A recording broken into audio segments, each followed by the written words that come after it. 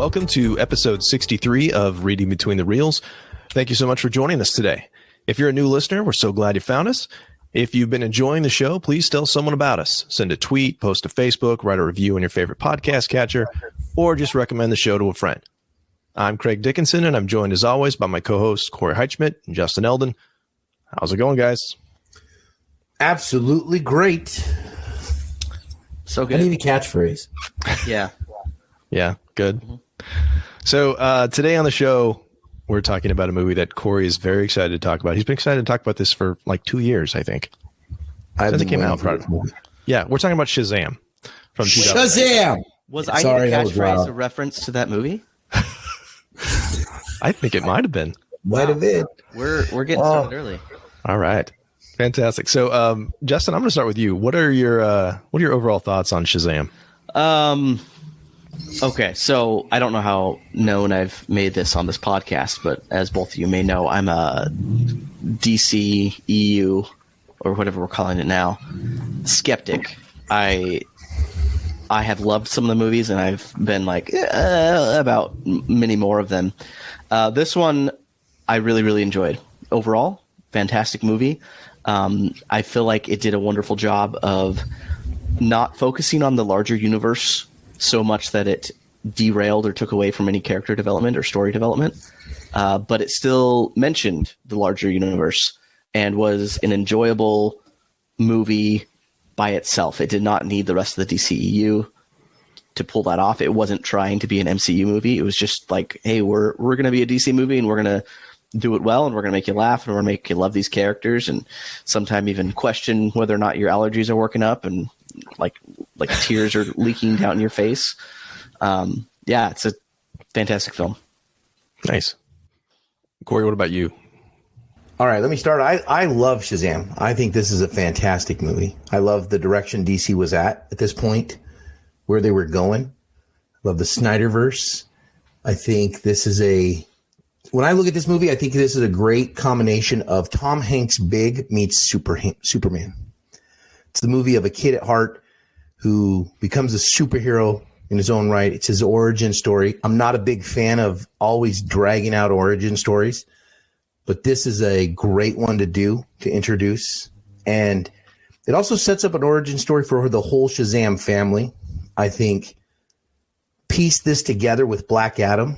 I think DC was in a beautiful place to set up a Black Adam, Superman, and Shazam trilogy movie. Should have happened. I still hold out hope that could have happened, but I think Zachary Levi is an incredible casting in this. He's one of those people that just has the right mannerisms, the right enthusiasm and excitement for playing this character. I think they do a wonderful job of incorporating the villain in here. I will say this. I say this has a great story because this DC, we know, is a little bit dark at times. There's some dark stuff and dark concepts they get. But with Shazam, I think they do a great job of bringing in a little bit of darkness because some of the seven sins are a little scary, and so you think of this movie with several kid roles that are major roles in this, major characters. And so I'm thinking, okay, you're taking your kids, you're taking your family to this show. And then you get the seven sins, which are a little scary. Well, if you took a younger kid, I wouldn't take a 5-year-old to this, but, and then when they throw that board out the window and, that board member out the window, that's a little bit dark, a little scary. So after that, they're kind of tame, but so they're a little scary and intimidating looking. But I think this movie does a great job of blending that kind of that nice young heart feel with a coming of age and Tom Hanks' big feel where you're just jumping from a child to an adult and having to deal with all the things you'd have to catch up on in an instant. Yeah, I like that. I mean, I kind of had some of that too. I mean, I've heard the big comparisons before. I think that was one of the things they pitched as well. For me, it feels very much like an 80s movie, right? Like Gremlins is a movie that I think of as a kind of an analog for this too. Where like it's scarier than a kid's movie should be, but it was like that's what we did in the 80s, and like you grew up a little bit when you went to the movies.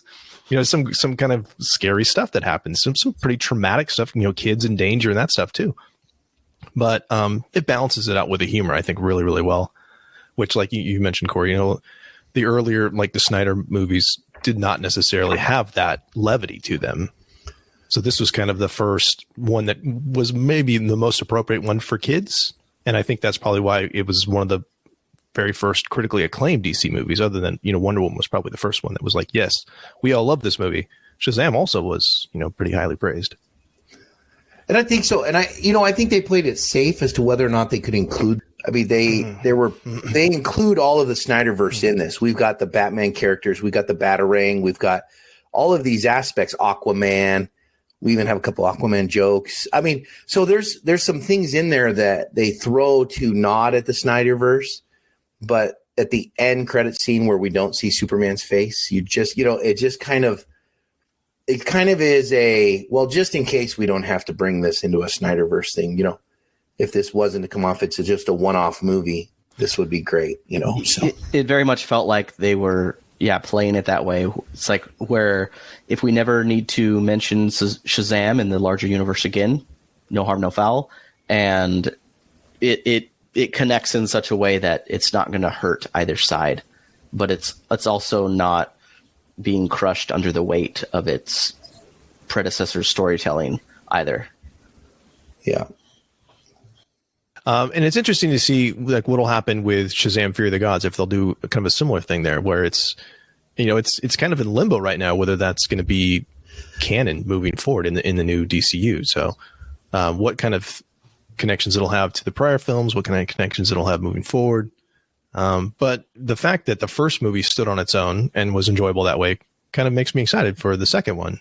If they do a similar thing where I can just go and enjoy this movie for 2 hours and not worry about, does it set something up? Does it pay off from something earlier also? So, all right, let's talk about composition. Corey, I'm gonna start with you on this one. What do you have for cinematography or composition, color, camera work? All right. This is my all-time favorite for this movie, the color work. I'm going to bring this up. And, I've asked people about this movie before, and I'm surprised at how many people have not caught on to this, but it's the story of Billy tells about his mom at the carnival versus the story his mom tells. The exact same story, exact same words, but they're two different versions in color work. And the part that strikes me about that is how relatable it is to real life. And I'll get to that. But to kind of sum up, if you haven't paid attention to that, when Billy tells the story of his mom at the carnival trying to win him a tiger, he really wants a tiger, which, by the way, is the two emblems that are on the Shazam outfit are the tiger. Nice. So he really wants the tiger. And his mom says, hey, I'm doing my best, honey, and I'm not a professional. She's laughing. The sun is out. It's a snowy day, and it's so bright. The coloring is just as if the lights are right on you.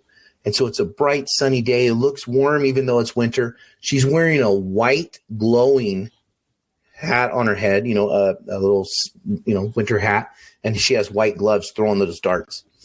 And they don't win, and he gets the compass and walks off, and we get lost in all of that. And the colors are brighter. So then when the mom's telling the story, she has black gloves.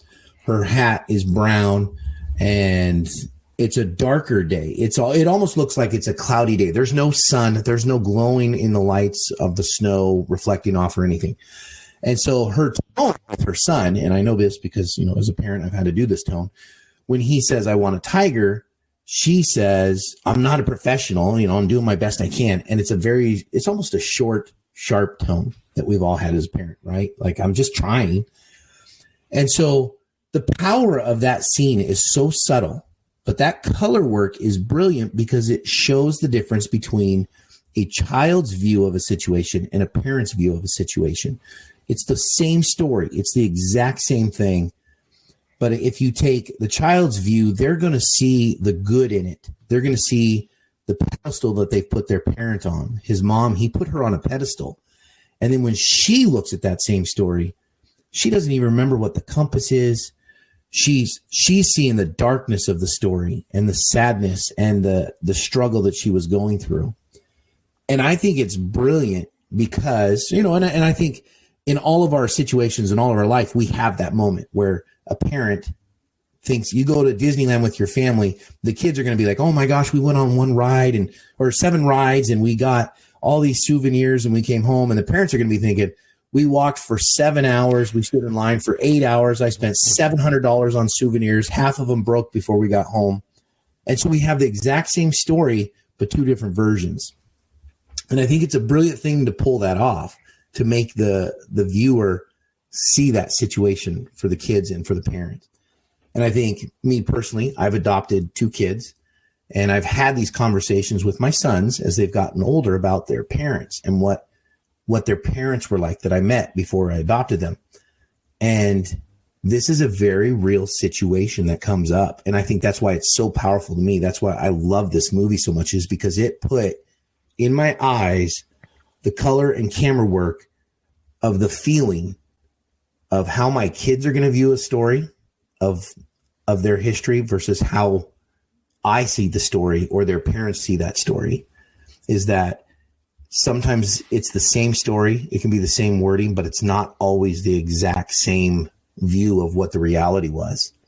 And so that's why I think it's a powerful moment. I absolutely love this. And when I talk about Shazam, this is the thing that sticks out to me. I love this story so much. I love this camera work. And I think it's a brilliant take. And I don't know if people get it or people see it or they just gloss by like, oh yeah, she got black gloves on this time. But to realize all the nuances that go on beyond that, filmmakers put in there. And so I absolutely love this moment. Perfect. Yeah. Justin, what about you? That makes me really follow sad. that. Yeah. That makes me really sad, Corey. Like, oh man, I got to be a better dad. Shoot dang. Oh yeah. Craig, why don't you go next? Why don't you follow that? Okay. Yeah. Well, that's fine. I will. Wow. Okay. I'm going to jump to something that I think was an interesting choice. So we all, I think most of us know that Henry Cavill at one point was supposed to be in this film at the end, and then it didn't work out. You know, I've heard scheduling, I've heard contract issues, what have you. The character, though, of Superman shows up at the end. And what I think is really interesting, I have this under composition, is that he comes in and you don't see his head. All you see is his chest walking through. So you can clearly tell that it's Superman. But I think what is brilliant is that they decided that we're going to still have Superman in this film. And what we're going to do is we're going to only have the camera show the body and not show the head. And I think what's brilliant about that is that now, and I've heard David Sandberg actually talk about this too, the director, is that because of that, we focus on Freddy's face only. Like it's much more, it's because this film has already kind of been a fanboy's view of the Snyderverse. I mean, Freddy is kind of the stand-in for the audience anyway, right? Like he's the one with the Superman shirt and the Batarang and talks about Aquaman, knows all the stuff. And so it's kind of his moment. You know, he's us in that moment. Superman's coming to the cafeteria to have lunch with us too. So what's important is Freddy's reaction. And that's, which I think the brilliant thing about the way that shot is composed. Do they compose that explanation with that was our intention, or do they compose that explanation of, well, let's try and explain how we could view this given what we had to do? I'm trying to remember. I think it might have been on the audio commentary, but the main focus that I took away from it, and I think that what they really kind of tried to drive home was that let's just make it about Freddy in that moment. Which is really good. And I think you absolutely hit that, and I hadn't considered it, is that it is Freddy. Freddy's the one to focus on there. Yeah. Some other things that I really liked is there's a video I like to show our students about the color of magic in Disney movies, and it's always gold, which is kind of nice that, you know, Shazam's powers are always coming through gold, and there's like the gold sparks in the Rock of Eternity and those kind of things. So that's kind of fun. A lot along with you have the Eye of Sin has kind of 2 colors going. It's got like a blue inside and there's like a red on the outside, which makes a purple, and purple is sometimes royalty, but it can also be a color from magic too. So, you know, intentional choices I think are genius. That along with, you know, Savannah has like a blue black lightning. It could have had the same color lightning, but his is, you know, like a bluish black, like a negative color, and Shazam obviously has the gold lightning. So Justin, what about you? What did you notice for cinematography? So it's what I noticed is quite a bit of the scenes with Dr. Savannah, even as a child. I don't remember his first name. Must be Doctor. But even as a child, like they were very dark, not only in tone, but like the music was just very dark in general. And then the very first time he goes and he meets the wizard, as he's looking at that eye. This one I thought, okay, this is way too obvious. I shouldn't even bring it up. But as he's looking at the eye, the reflection of the eye is in his glasses. Oh, nice. The eye he would eventually lose. It's not reflecting in both glasses, just that the one, kind of like as a foreshadowing. But yeah, just generally, like the darker scenes are going to be with Dr. Savannah, and then Zachary Levi's Shazam. When he's in his darker moments, the scene is also very dark. But when he's in his brighter moments, it's a little more levity, like the scenes where he is doing, like, testing his powers, see which powers he has. Like that's all during the day. It's all very bright. It's all played off to comedic effect, which I'm sad that so much of that was shown in the trailers, because that was such a good scene, but everyone kind of like came to expect it. But yeah, just in terms of lighting, it easily tells you this is what you're supposed to be feeling. Look how dark it is. You're supposed to feel dark and scary. Nice. Yeah, that's a good point. First off, I had to look it up too, but Thaddeus is Savannah's first name. Thaddeus, thank you. Yeah, but that's a good point. Now, another thing kind of separates this from the earlier Snyder movies that are kind of desaturated in color, that this one's very bright, like throughout, and it kind of is part of the reason that the tone is lighter. You guys have anything else for composition before I move on down to sound? Speaking of composition and a nod to the Snyder earlier movies, The Watchmen, there's the scene where he's in the office. Did you catch the Watchmen smiley face logo thing in there on the desk? All like the buttons and stuff? Yeah. Is that what you mean? Yeah. All the mugs and everything. It was just Watchmen stuff in there. So I thought, it was kind of a nice, hey, we're in the Snyderverse. Zack Snyder, Watchmen, and throw that in there. So yeah. The Watchmen are kind of in the canon. Well, at least in the comics they are. I would point out one more thing on camera work that I really loved was when they're fighting in the mall and he gets knocked through the wall at the toy store. First off, can we just say that the toy store is absolutely incredible? Yeah. The toy store with Superman and Batman, everything in the toy store. And I just absolutely love that part, because it just is, it makes you smile. If you're a fanboy and you look at that, you're just like, oh my gosh, it's just acknowledging that they're heroes, and we've made heroes into merchandise. And so anyway, that when they get knocked out into the hall or the main walkway of the mall, and Zachary Levi gets up and he's standing on the piano, the toy piano. Yeah. And then the villain starts walking to him on the toy piano. It's just a great nod back to Big with Tom Hanks, just to throw the child pretending he's an adult, child pretending an adult. He's an adult in the superhero movie. So it's an intentional camera thing to focus on that. You wouldn't take the moment to take that 1 second shot down to feet and see the piano light up. It's almost like, hey, we know we're going to get compared to Big. We're going to draw attention to it. We're aware. Yeah. Here it is, guys. Now we're going to acknowledge it with the camera, and we're all going to smile. There you go. Mm-hmm.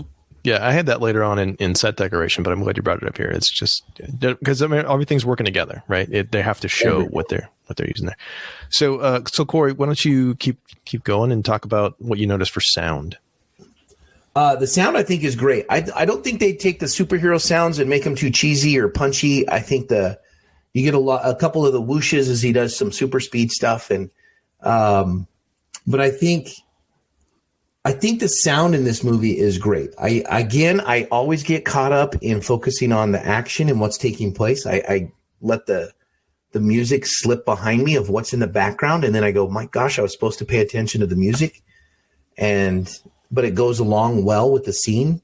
I feel the emotion of all the sound mixed together with the action works great. There was nothing that was too distracting. I think the voices are very typical of the Sins. The Sins voices are very typical, dark, sound, growly, and they all have the same sound. But I think it's good. I really like it. The one thing I would throw out for for sound would be the soundtrack. Shazam, I think, is a little underwhelming for me, but yeah, we can talk about that in a bit. Yeah, we'll definitely get to that. Justin, what about you? There were a couple of moments in there, especially when you're first being introduced to Dr. Sivana, kind of at his while like the other doctors video calling the person with the proclaimed mass hysteria, where as you're being introduced to him, it almost sounded like a little bit of Danny Elfman, like Tim Burton Batman. I'm not sure quite what it is, but like a very obvious tonal shift there. In terms of Corey, you brought up the like punching sounds and the whooshing sounds as he's running and flying, things like that. Like this whole movie is a parody of almost itself. Like it's a parody of the DCEU. It's a parody of superhero movies in general, but it works. It's intentional. And I feel like some of the sounds do that too. It's like sometimes the sounds are over the top, but they're doing it intentionally for comedic effect. Like the very first time he uses his super speed to stop the mugging, which wasn't actually a mugging. It's a very dramatic, like whoosh noise. But it's because it's supposed to be dramatic, you know? Yeah. Yeah. So, about the soundtrack. So the guy's name is Benjamin Wallfish, and his background is basically horror. Like he had done Lights Out was his first one, Annabelle Creation. He did both chapters 1 and 2 of It, but he also did one of your favorites, Justin, Blade Runner 2049. He works with Hans Zimmer. So you got the pedigree there, and he's doing The Flash. He's going to do the new Flash movie. So I'm excited for that. But I think mostly his stuff is kind of in the background. There's not really a Shazam theme that's super memorable. I think the music choices, like the pop music choices in this film, are the things that really stand out, whether it be, Don't Stop Me Now by Queen during the training montage. You also have, you have Do You Hear What I Hear, Bing Crosby at the beginning with Savannah. You have that kind of cool thing where like the sound like bleeds out, and then you just have the music as the car's flipping over, which is kind of an interesting sound choice where you're taking the sound out, and you have this kind of jarring because it doesn't make sense, like this kind of counterintuitive music that's going with the car crash. And it really just ruins that Christmas music for me. Now that song is so creepy. Well, again, going back to Gremlins, like that song plays, that's in Gremlins too. Going through the house when the mom's like trying to find what the creatures in her house, and so yeah, it has a creepy aspect already. So that might be a nod. So actually. I was when you were talking about like 80s movies and how this is kind of an homage to the old 80s films, I was thinking a little bit closer to Goonies, but with that in mind, I had that on my list too.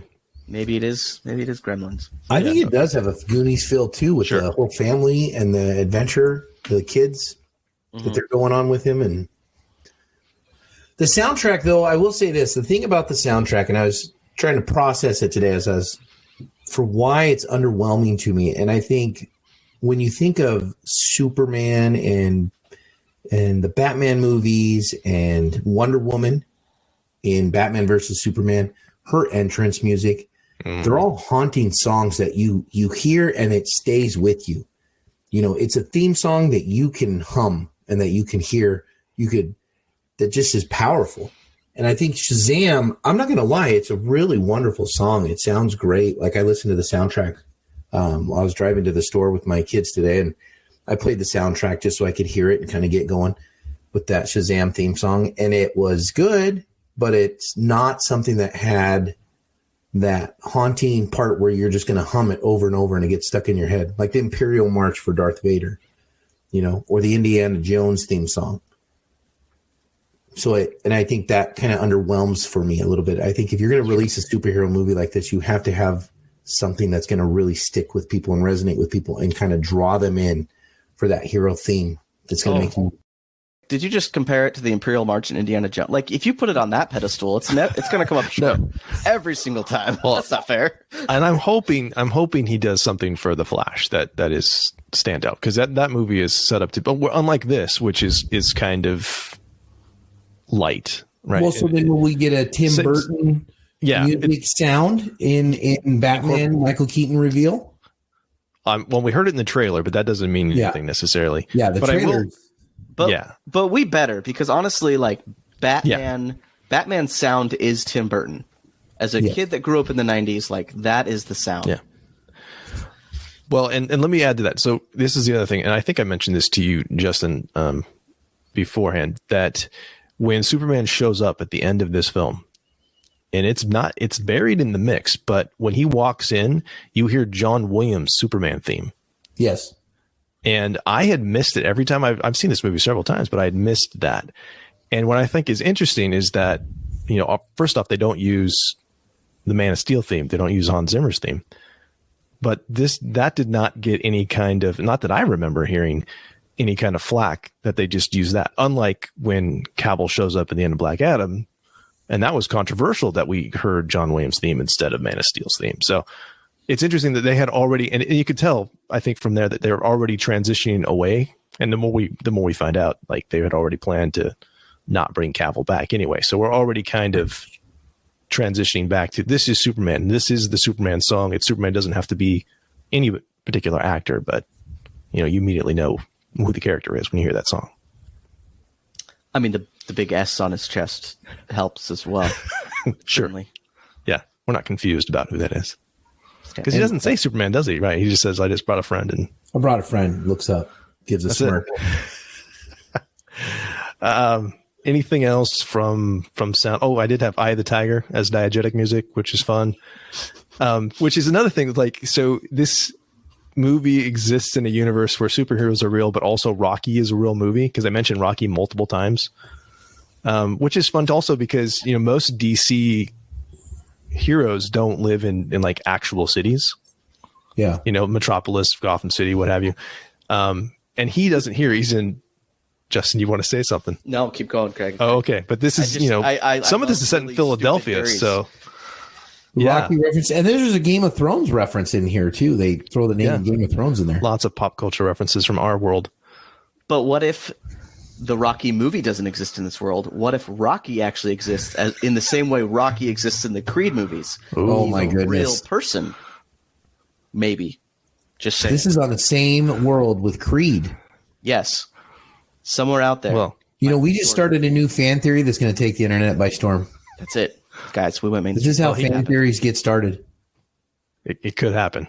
Creed and Shazam are in the same universe. Mm-hmm. Mm-hmm. Okay. That could happen. All right. Anything else for sound before we talk about performances? This is not a video podcast, but Corey just took a very smug drink from his Batman mug. After there it is. This is the Michael Keaton Batman mug. That's true. He's back, people. All right. Acting's pretty solid, even with the child actors, pretty solid all the way through, I think. But let's go ahead and go right to quotes. And there's a lot of funny stuff in this movie. Corey, I'm going to give you first dibs, but we'll see. Maybe we can max out at 2, but you take first dibs. All right. I'm going to go with first dibs because I know someone else is going to have this. It's when Shazam is Billy Batson's talking and he says, here's the thing about power. What good is power if you got nobody to share it with? I think that's powerful. He's talking about his family. He's talking about bringing everybody on board. They all become superheroes in their own right. They become their own little Shazam family. And that right there is the summary of a superhero. The villain guy, he's sitting there trying to look and become he's trying to become the end-all champion guy. And even Billy Batson, you're the champion. You think the champion number one guy. But his whole thing here at the end is we're all champions together. So I think that's powerful. I love that movie. I love that quote. Yeah, it's a good moment of growth for him, too. Kind of shows how far he's come. Justin, what about you? You got a favorite line or two? Yeah, I wanted to be original and not choose one that was funny because there's just so many funny lines in here. But I had to go. So I had to go with something funny. But the part where they're all gathered around the staff and they're about to transform into like the Shazam family, and he's like, "Say my name," and they're all just like, "Billy, no, my." Yeah, when I look like this. When I look like this. That one, and then just the entire interaction in the convenience store once they meet the robbers. Yeah. When he's like, "Oh my goodness, you have bullet immunity." Well, maybe your suit just has bullet immunity. Shoot him in the face. He's like, "Yeah, shoot me in the face." What? Shoot me in the face? Like, Yeah, that could go wrong. I love about this movie and like Zachary Levi in general is just he. At no point do you think he is not a 14-year-old boy. Like, Yeah. we've all pretended to be superhero. Oh, well, not that I have. I'm very mature and adult. But Sure. At some point, hypothetically, some of us have probably pretended to be superheroes. And like that's as a 14-year-old, that's how you would act if you got superpowers. You'd be like, Yeah. shoot me in the face. And then immediately you're like, oh man, my underdeveloped brain is telling me that is a bad idea. Yeah. You cannot shoot me in the face. Yeah. Love it. I'm torn. I have like basically everything I have is Freddie and Billy talking to each other. Yeah. That's the power of this. Those two together. And, The and dynamic cannot be faked. some of them are funny. Like what are your superpowers? Superpowers? Dude, I don't even know how to pee in this thing. It was just in the trailer and still works though. It's amazing. Absolutely. And then later when he goes to the bathroom, he has to. Yeah, turn and they back pay into that Billy. off, Yeah. which is fantastic. That's great. But the one I think I really want to focus on is where it's right after the bus thing happens, and Shazam says, "You just wish it was you," and Freddy says, "And I'm going to just do this PG." He says, "No crap. You think I wouldn't kill to have what you have? Because everything I do is like some desperate attempt to get people to notice me, not to feel sorry for me." And he just goes on, and that, and like, what a moment of he's just being real at that moment. It's raw. It's like, of course I would want to be. Are you serious? Why would I not want to be a superhero, let alone have both my legs work? Yeah. So I love that response where Billy is just trying to call him out on his stuff. And he's like, obviously, dude. See, and I think that's the beauty of this movie that I love so much is that amidst the 14-year-old humor, you get a few moments of powerful interactions like that take place, powerful moments that just call to a bigger life applicability than just a line or a scene or a color delivered. Well, and like shout out to the actor that plays Freddy. He has such good chemistry with both Shazam and Billy. Yeah. He's able to pull that off so authentically. Yeah. In both situations. Like that kid's an amazing actor. Yeah. Jack Dylan Grazer. Yeah, he's fantastic. All right. My second quote. I got one more. Go for it. Yeah. Okay. It's when the wizard is talking to Billy Batson and he says, "You, Billy Batson, are all I have, all the world has. I open my heart to you, Billy Batson, and in doing so, choose you as a champion." And I love it because he spent millennia searching for a champion, waiting for it. Find me the one. And at the end, when he knows he has to, his back's against the wall here, he just has to choose. Right. He had to choose Billy, and Billy, who's imperfect and yet still has that heart of gold and that diamond in the rough. So I think it's just it's a great line because it just shows that at some point you have to just choose. You have to open up your heart to it and choose, and this is going to work. So I think it's a great life moment right there.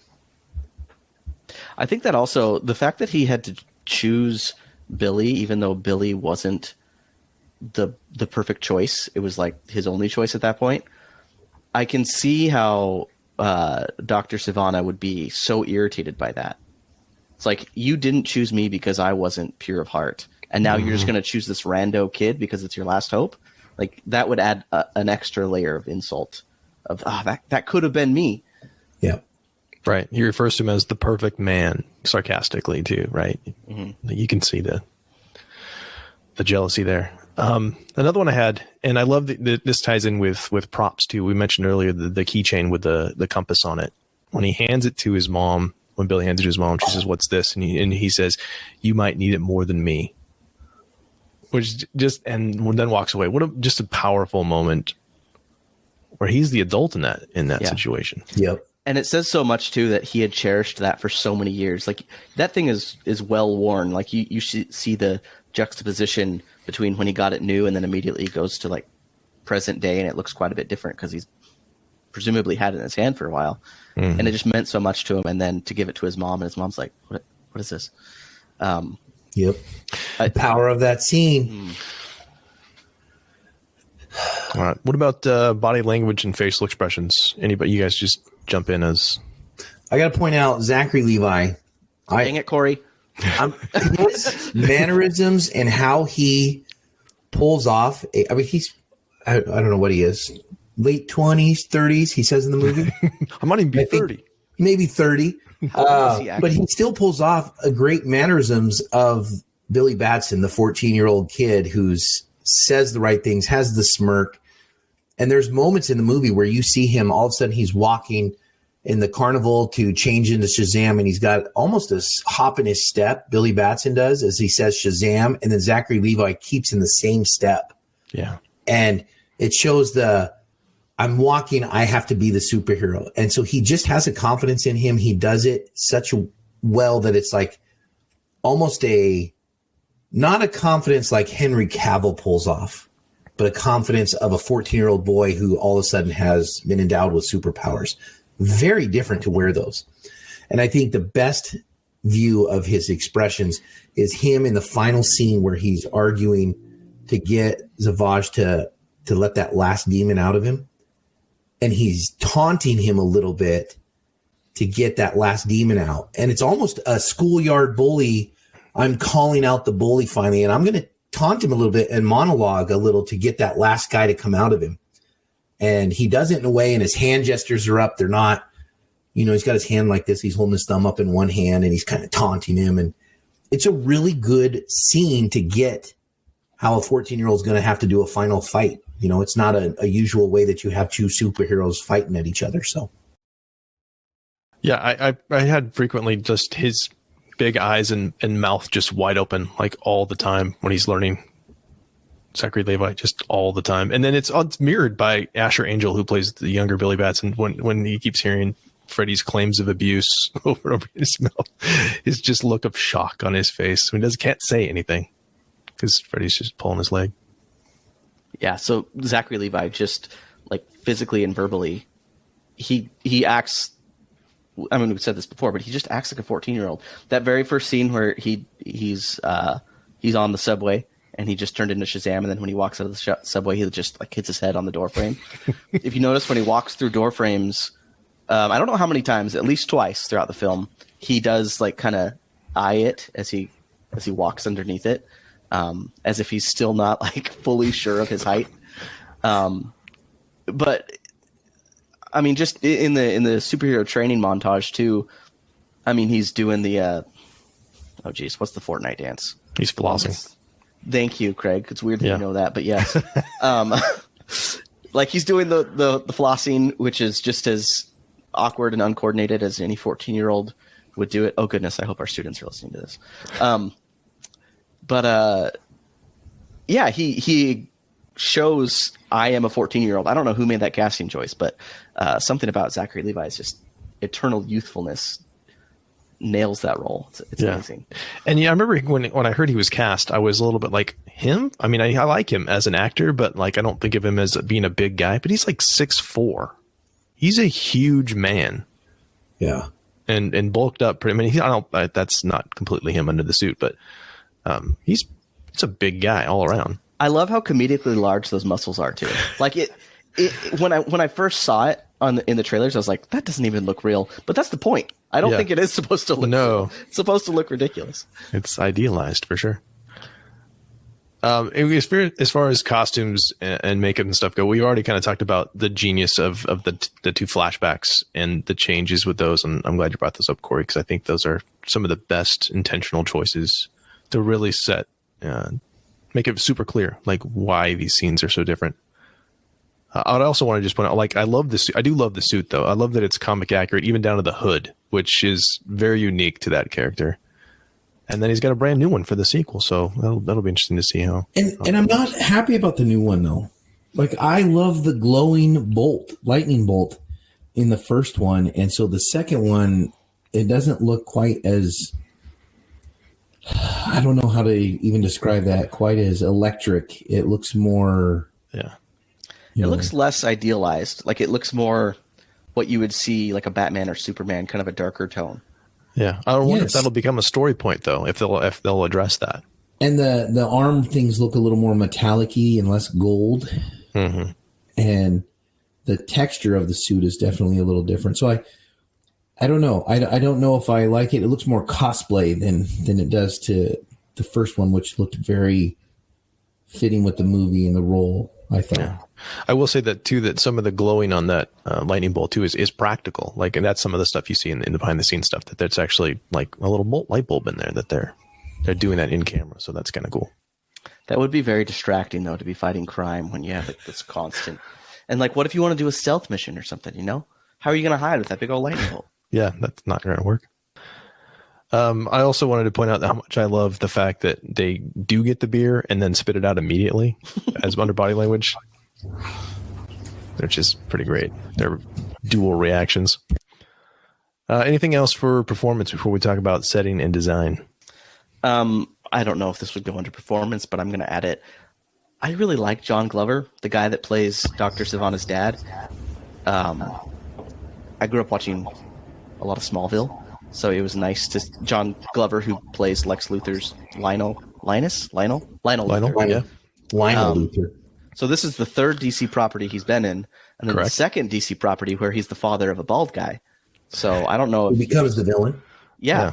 But I like him. He's great. Justin, remind us what the first one is. I don't want to talk about it. It's terrible. It is terrible.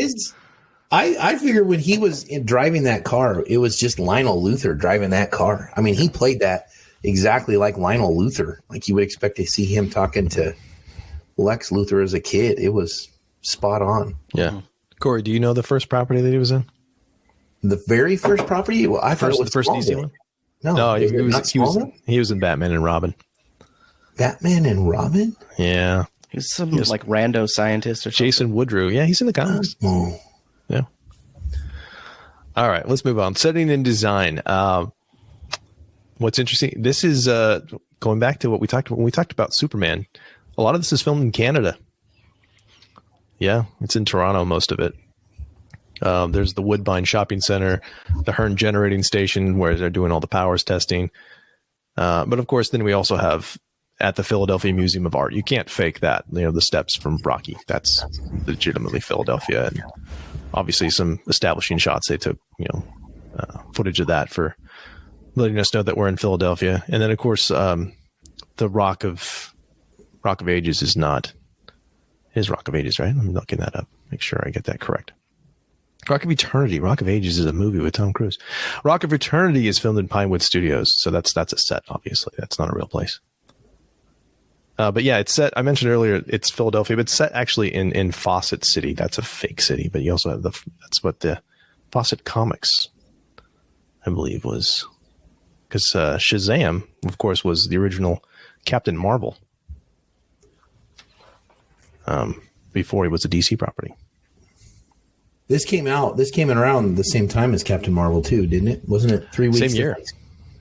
Yeah, like a month before. Yeah.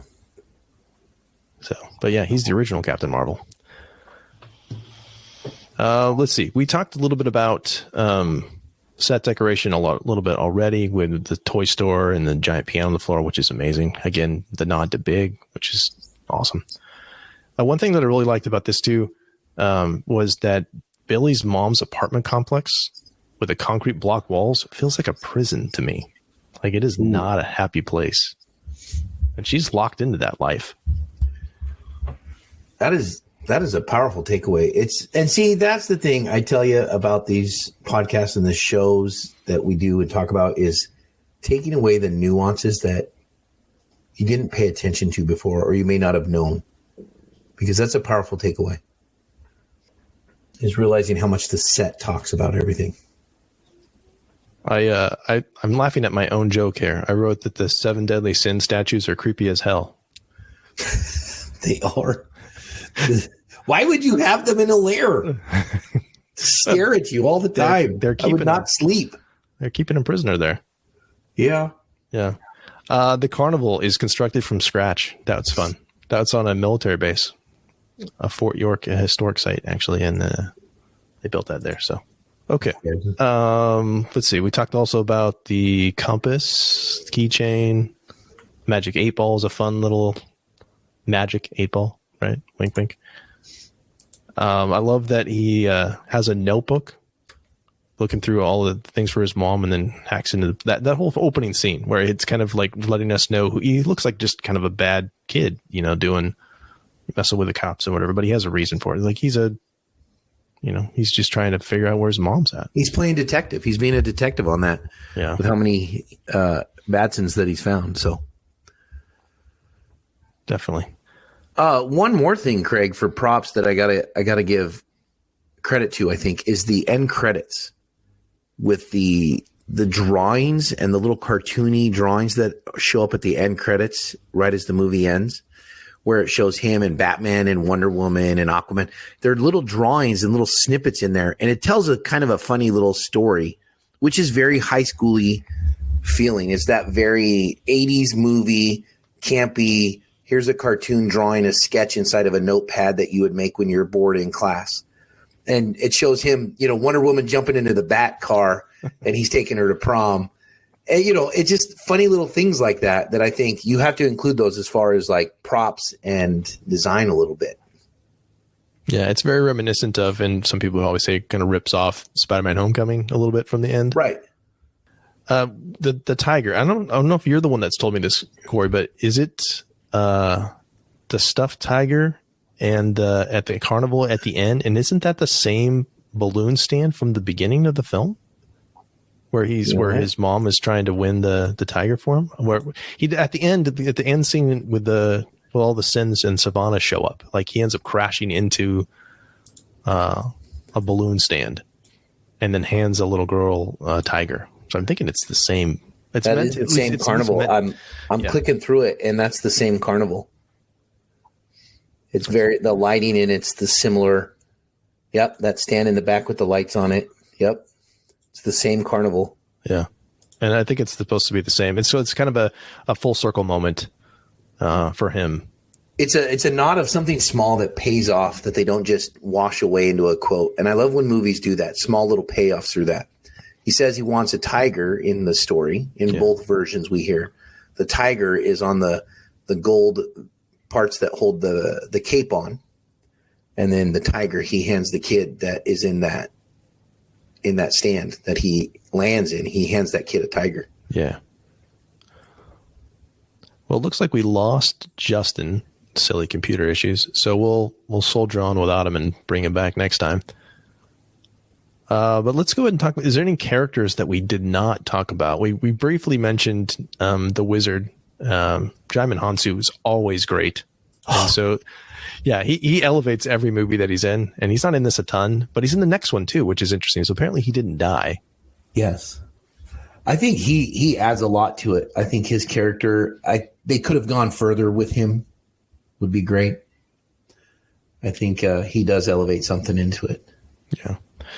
And, all the kid actors are fantastic, I think, in this. And then the so much fun of actually having the Shazam family at the end. I mean, that was a thing that I should have anticipated happening, but I didn't. And so that was just a great surprise that there were all adult versions of them, some of which had been, and what I think is interesting is, so there was an earlier version. I don't know if you know about this, Corey, but like there was going to be a Justice League movie that was in production right about the same time, is like during Nolan's Batman trilogy. And, it didn't get off the ground. There was like a writer's strike and a bunch of stuff. But there were some of the people like DJ Catrona, who plays the adult version of Pedro. He was going to play Superman. And Adam Brody, who plays the adult version of Freddy, was going to play Barry Allen, the Flash. And so then that movie got canceled and never went anywhere. And so this is kind of a redemption for them too. They kind of get another second chance of playing superheroes. Nice. Yeah. The only other characters that I can think that are not quite mentioned as much is the two foster parents. I think they do a great job. Yeah. Being positive, creating that role model, that caring, talking through them, and in some of those growing pains that they're watching these kids grow up with, oblivious to the fact that they're superheroes. But I think those two actors are pretty good. Yeah, I enjoy them quite a bit. Like they feel authentic, and if I was a foster kid, I'd want to live with those people. Yeah. The foster father in that, I believe I remember him from Walking Dead. And I was a big fan of him in the show. I loved him in the show Walking Dead. He was good. I was watching it at that time, and he was a great actor. So to see him in this role, I was like, oh man, this is a totally different role. And so it was great. Nice. Let's see. Yeah, no, I think that's it. Well, we have the one last thing I had was that it's Dwayne Johnson's likeness that is the holograph of Teth Adam, which doesn't like in the origin story. I don't know if it quite fits with what we see in the movie Black Adam. Right. I was a little bit confused about that. I mean, there could be more to the story because now we see with Black Adam, like he's not the original, he's not the original chosen one and all that stuff too. So some interesting things. I don't know if it quite fits together seamlessly continuity wise, but that is Dwayne Johnson as the other one. Again, there's another, in the Rock of Eternity, there's 7 chairs and there's only 6 people in the family. He's the 7th one. And so there is clearly at one point there was plans to unite that. And I wish I was on the earth that happened on, because I am just telling you, it was set up. It was there. It was a home run ball hit, Craig. It was going over the fence. We had Cavill, we had The Rock, and we had Zachary Levi all set up. We had 3 movies going. It was time for the next crossover, and this would have been an amazing blockbuster event. Yeah. Doggone it, DC. And then right at the end, James Gunn jumps up on the fence, and he's the outfielder, catches the ball, and robs us of the home run. I'm just saying it was set up. It was there. And here, what 3 actors are we going to get in 3 separate movies to set this up ever again? I don't know if it's going to come off. The cartoon version of Shazam, Superman, and Black Adam fighting is incredible. It would have been great to see a live action. So I still hold out hope that this Earth somehow puts one together. Yeah. Corey's not over the Snyderverse being in. I am not over it. I'm sorry, fans. I'm sorry, people. It's still there. Yeah. We have very soon. We are going to talk about Zack Snyder's Justice League right before The Flash. And that'll probably be a cathartic experience for all of us. The brilliance of that. Yeah, we'll get there. Just kind of winding down, looking at Hero's Journey. I think what's interesting about this one is that there is a little bit more of a reveal of a hero, I think, than he doesn't transform as much as like we kind of see he's always kind of been that, always had the potential for that. And that's basically Hero's Journey anyway, but he's still got a lot of growing to do. But I also think that it's interesting that you had this kind of parallel journey between him and Sivana, where Sivana goes one way and Billy goes the other. And the fact that you mentioned this too, Corey, that that the Wizard has been looking for years for, his champion. And that by the time we get to Sivana and his project, like the number they throw out is 56 potentials. And that's just like the ones that he knows about, the recent ones, which I think is a thing that gets lost a lot of time. We just like, he's the chosen one. He's not really the chosen one in like the, fate chose you.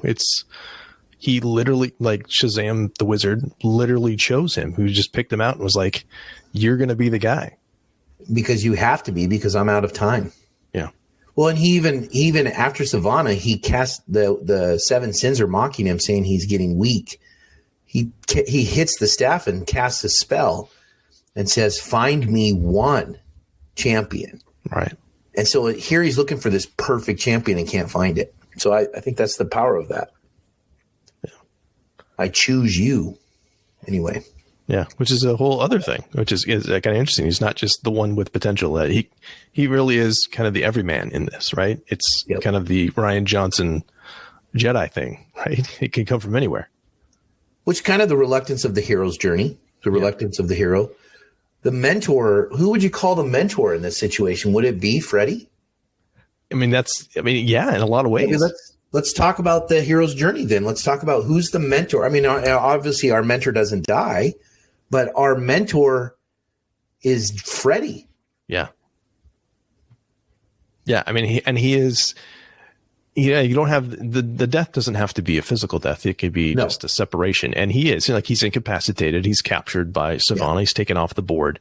And at that point, then Billy has to decide, like, are you going to run? Or are you going to stand? Like, what are you going to do? And then he does. He comes back to the house and is willing to give up his powers to save his family at that point. Well, and that's true, because then at that moment when he's at the carnival for his hero's journey, when you could see in Billy's face, he knows he has to go out. I have these powers. I'm the only one that can do this. Freddy's telling him no, because you're my best friend. At that point, Freddy had grown attached and is like, what are you going to do? You're my best friend. Like, kind of almost not sending him out. Like, you got to go do this. This is your moment. Right. He's not doing that. And so then that's when Zachary Levi that's when Billy Batson starts walking out and says, Shazam, and changes into Zachary Levi real quick. And then we have our conclusion. So. Yeah. So it is Hero's Journey. Just in some ways, it's not the traditional one that we've seen in other films, but it's definitely that everyone has that potential and that transformation. And yes, like we said, I mean, he's not a completed product at the end of this movie. He's still a 14-year-old kid with lots, and apparently in the next film, he's still fairly young, still fairly inexperienced, and he's going to have further tests that he'll have to pass. Yep. We talked about in world building too. We also talked about it's kind of, and I love that you guys brought this up, it's kind of its own corner of the DCEU. It doesn't have to be central, but it's obviously clearly connected, especially through Freddy. We see that with all the merchandise, and we saw that in the store and stuff. Lots of other references to superhero tropes too, like a lair over a cliff with a waterfall you drive through, which I was like, yeah, that sounds like Batman. They also mentioned he's more powerful than the locomotive, able to leap tall buildings in a single bound, and you get those little nods to other superhero properties, especially Superman and Batman. So great stuff.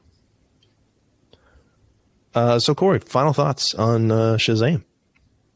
My final thoughts is this is an incredible movie. I love it. It's a great capstone, I think, in the DC timeline.